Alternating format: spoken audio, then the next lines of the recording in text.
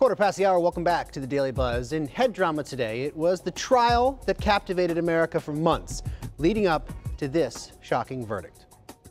As to the charge of first-degree murder, verdict as to count 1, we, the jury, find the defendant not guilty.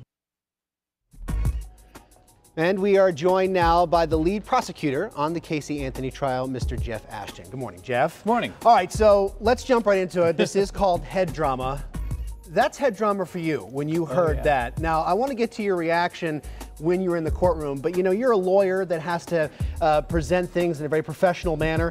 But do you go home after a moment like that and just scream obscenities at the ceiling? Is that what happens? Well, normally, yes. Normally, that's what happens.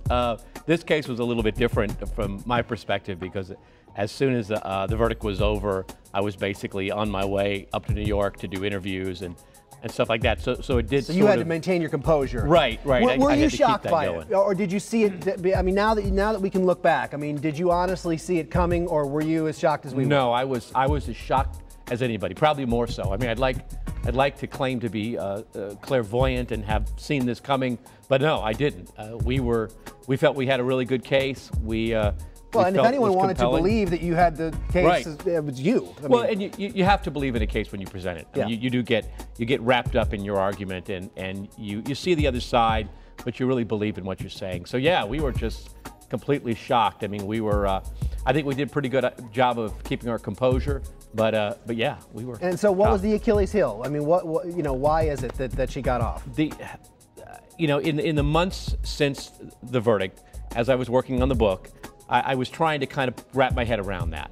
And the thing that came to me finally was that the pretrial publicity that we had in the case had basically already told everybody in the world what our case was. And everybody who believed in our case couldn't be on the jury because they'd already decided the case. That's a great point, yeah. What we ended up with was basically all those people who already heard our case and weren't convinced by it. So we were pretty much dead before we started. Moving to the present now, have you seen these videos that have been posted of her, in front of her computer and talking about adopting a dog? What are your thoughts on that? I mean, having been so intimately involved with this woman and the case for so long, what do you think when you see that sort of stuff? Poor dog. Poor dog. That's an excellent answer, sir. It's exactly. I mean, the person you see on those videos is exactly the person that I talk about in the book. He's just totally self-absorbed, totally narcissistic, and it's nothing about that surprised me.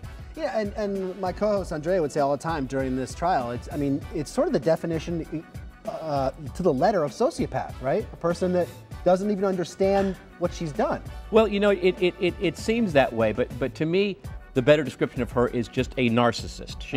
She has no problem lying when it suits her gain, her point. So I think that's probably the bigger part of her. Jose Baez, you were candid about your feelings about him in your book, and also here on the air earlier this morning. And he's went on to rep Gary Giordano, the person of interest in the Robin Gardner missing in Aruba case. How do you feel about that in terms of him sort of parlaying this into other high-profile cases?